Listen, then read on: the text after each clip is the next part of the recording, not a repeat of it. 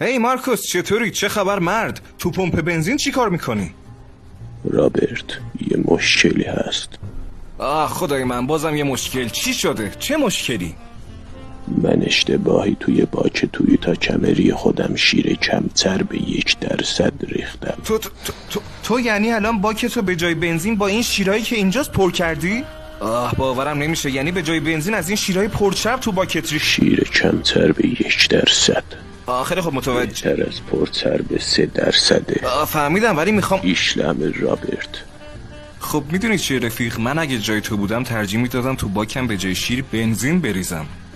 هی کفتره رو نگاه کن، چقدر ناز و گوگو. سیح دیر. خیلی خوب، باشه. کجا داری میری؟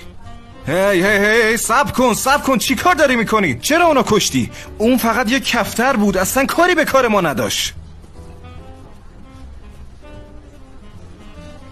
ببخشید رابرت، باشلا.